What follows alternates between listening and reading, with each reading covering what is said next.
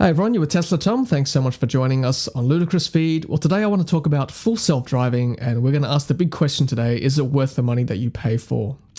Well, currently in Australia, full self-driving costs $8,500 to activate for your Tesla. However, Elon Musk recently tweeted that the price of this option is going to rise by $1,000 worldwide. So we're looking at an increase of about $1,500 if you look at the current Australian to US dollar exchange rate, and that is going to take effect on the 1st of July 2020. So today we're going to go through three things to help you decide whether it's worth paying that money for full self-driving. Number one, what is full self-driving exactly? How does that differ from basic autopilot? Number two, is it worth buying it outright right now, or is it worth waiting for the subscription model? And number three, is the money really worth paying? And I'm going to relate that to my own experience, having had full self-driving for the last 5 months here in Sydney, Australia. So number one, what is full self-driving? Well, currently all Teslas, and in particular the Tesla Model 3, comes with basic autopilot already. And basic autopilot is what I called glorified cruise control. So it keeps to the speed that you prescribe, that's cruise control. It's got auto steer and lane keeping function, which is quite good. And number three, it's got traffic aware cruise control. So if the car ahead of you is going at a speed that's lower than the current speed limit, then your car will follow that car instead, which is quite handy to have. So what do you get for your $8,500 currently for full self-driving? So currently 4 things in Australia. You get navigate on autopilot, and that's different from basic autopilot in the sense that you plug in where you want to go in your navigation bar, and the car will try to take you there by making lane change decisions and also taking the correct exit. And I say the correct exit in quotation marks because it doesn't always do that currently. And I think that's because we are right-hand drive in Australia, whereas the Teslas have been modeled on left-hand drive in the US, and sometimes it'll try to indicate right instead of indicating left to take the left-sided exit here in Australia. It's kind of 50-50 at the moment, so hopefully that will improve with time. Auto lane change, and that's quite handy to have even on basic autopilot. If you want to get around a slower car, you can just flick the indicator and the car will change lane for you, and that's quite a nice feature to have if you're driving on the open road. Number three, auto park, and I've also demonstrated that. It does both perpendicular and parallel parking automatically. And the last thing is summon, and smart summon is quite a fun feature to have. With using your phone app, you can ask the car to come to you, driverless, and that's kind of a preview for full self-driving one day, and possibly robo-taxi, which is the autonomous ride-sharing service which Tesla plans to roll out one day. And coming soon, it will respond to traffic lights and stop signs in Australia. It's already kind of doing that for early access Tesla owners in the US, and also city driving, and hopefully we'll see these functions on city roads one day as well. So we'll go through the usefulness of each of these functions a bit later on.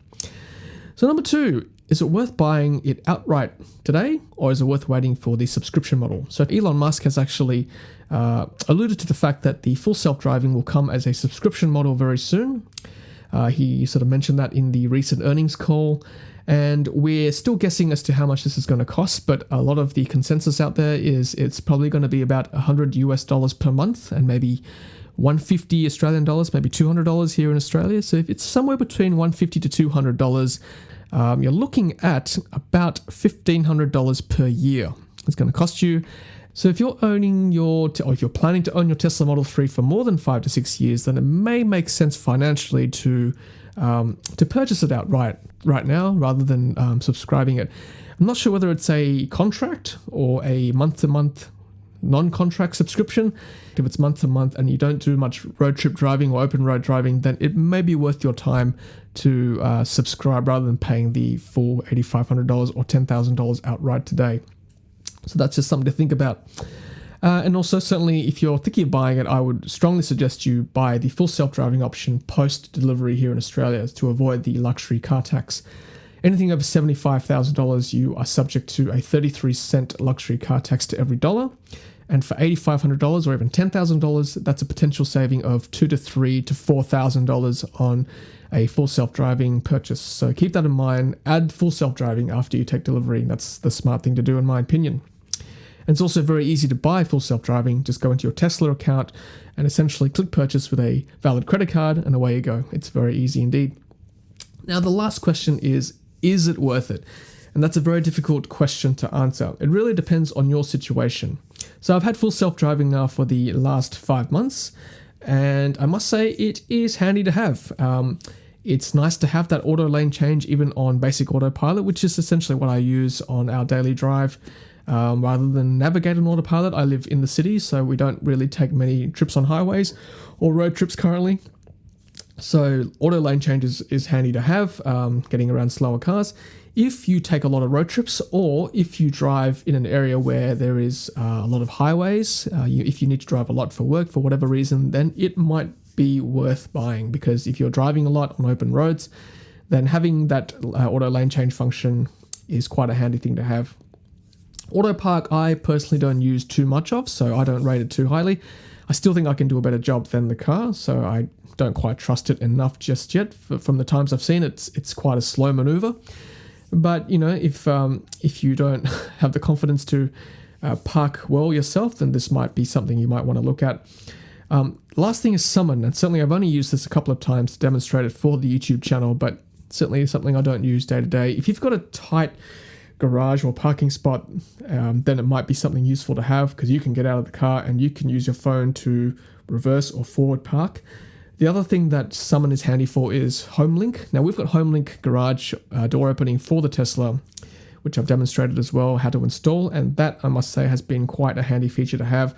We got it included with the Tesla Model 3 because that was a clause when we bought it, and you must have full self-driving to have HomeLink activated, so that's a little thing that I don't tell you when you buy the car. So if you want the HomeLink function, then you've got to buy full self-driving.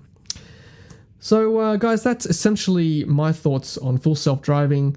It's a hard decision to make. Would I do it again? I think I would. It's quite a handy thing to have. You know, it's been fun playing with it, and if you're into tech like I am and into trying new things, and if you've got the cash handy to play with these functions, then you know, I think you should go for it. You should buy the $8,500 before the price rise to $10,000 to save that $1,500. And if you're going to keep the car for a long time, which we plan to do, then again, it's worth doing, because I think the price will only rise as Elon has promised, really. But if you don't do many road trips, if you're not too fussed by autonomous driving at this stage, if you just like the car itself and you like to drive the car, then it may not be for you. Then maybe the subscription model might be the thing to do, where you just activate it, if you can, on road trips that you do with your family or whatever in the coming future, where you only pay whatever $150 to $200 per month, and then you've got that for the duration of that trip, and if you don't need it, you can just deactivate it. And that's quite a nice model for people to taste full self-driving when they need it, rather than have it on the car. Will it increase the resale value of the car? That's questionable. I've never seen, I've never seen any vehicle, increase in value with aftermarket accessories, to be honest with you. But it will maybe keep the value of the car, because if you've got full self-driving rather than not having full self-driving, then someone might offer you the market price rather than the lower price, because you don't have that autonomous driving feature for your car. That's just my 2 cents. Alright guys, well that's kind of my thought process on whether you should buy full self-driving for your Tesla. I'd love to hear your thoughts. If you're on the fence, thinking about buying full self-driving for your car, please leave a comment below. Even send me an email if you'd like to discuss it further. Happy to chat with you.